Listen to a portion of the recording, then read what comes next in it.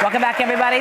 Our next guest was about to graduate from college, and a chance class assignment had him preparing a business plan for a proposed butcher shop. He decided to change course and go whole hog into the butcher business. Today, he's a cut above the rest. Please meet, get it, meet, professional butcher and meat blogger for Raw Republic Meats, Jack Matusek. Good morning, Jack. Thank you for having me, Debra. Thank you.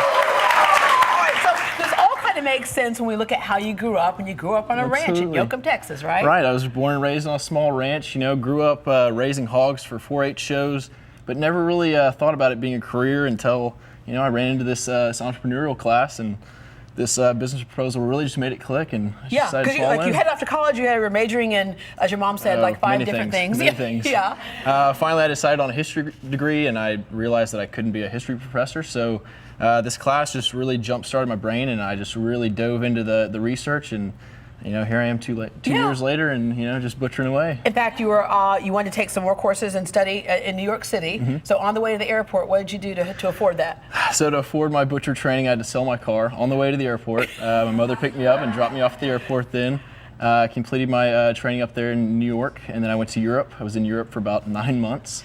In between France, Germany, Denmark, and Italy. Wow. I had a great time. Yeah, and study things like charcuterie. Now, what is charcuterie? So charcuterie, most people have a problem with this one, but it's simple things like prosciutto and bacon. Bacon's a very simple. I have no problem with prosciutto and bacon. Yeah. Bacon's a very simple form of charcuterie that most people don't know about, and that's what I'm here to make today. Okay, show us how we do this here. All right, so if you're going to make bacon at home, you can go to your local butcher shop and you can ask for a pork belly. That's where the bacon comes from.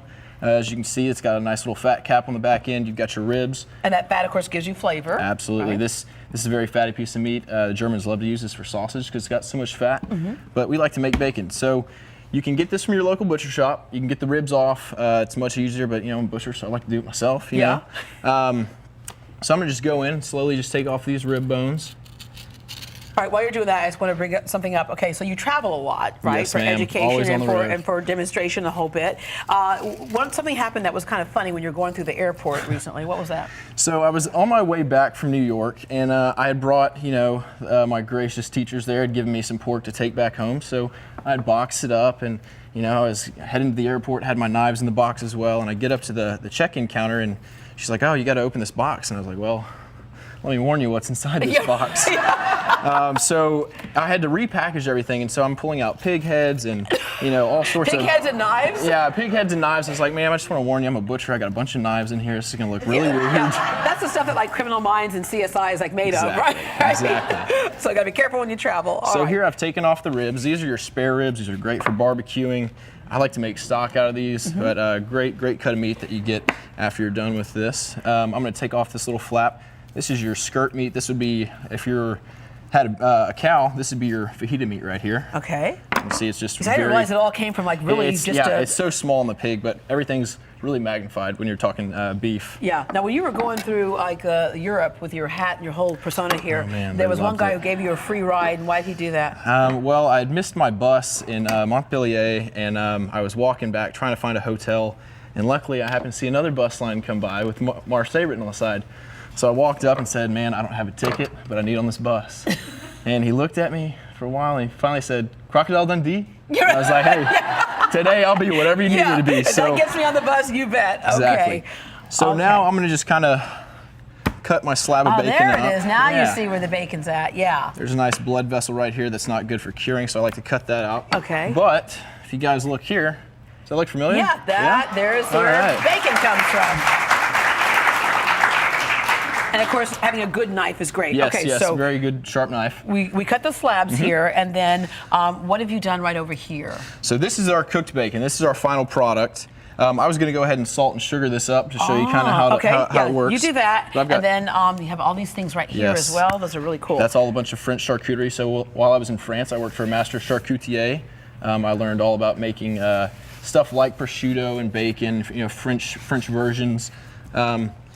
And that's what I've come back and I've just been playing around with in my kitchen. And all right, so while you're rubbing that on, I just want to say I'm not surprised by your entrepreneurial spirit and how you kind of let the life take you where the wind blows, right? Because your mom is here. Cheryl, come on over here. I met Cheryl back in, like 1995. Yeah, at least. Yeah, at least. All right. You have your microphone here. Is it right? Yeah, Yes, there you go. sorry. At least. And if you're familiar with Double D Ranchwear, it's a really great, high quality, beautiful Western wear. And as the story goes, you were doing home design, right? Right. And then you ran into a Native American, had a beautiful blanket. And what did you do with that blanket? We turned it into a coat, and 27 years later, we're still manufacturing women's apparel. So when your son says, okay, I think I want to be, in fact, you wanted to be a broadcaster at one point, didn't you? I did. Yeah, because you skipped school, I think it was kindergarten, and came to what? The Debra Duncan Show. The Debra Duncan Show. It's true. It's true. All right, and so when he says, okay, I want to be a butcher, what do you think? My words exactly were, why the hell not? Well, there you go. Can I say There's that? that Texas spirit, right? You're growing up on a Why ranch. It not? all makes sense, I know. right? Why not? And plus, you can get a son who's cooking at home. I love Yeah. that, right? Exactly. Benefits. So you have the salt and the So I'm brown gonna sugar? put this in the fridge for about 5 days. I'm gonna flip it every day, and then I'm gonna give it a nice smoke. That's really what brings bacon along. You know, you got to give it some smoke flavor. But then here's our finished product here. And I'm going to taste that. And by the was- way, for more information on Butcher Jack Matusek, you can log on to greatdayhouston.com and we'll connect you to him. And I'm going to do a taste test. And This up. if you can't cook at all, add bacon to it, and you're a master chef. Jack, thank you very much. Thank you Cheryl, so good to see you. In much. fact, I have my vintage Double D Ranchwear on right here. All right. So.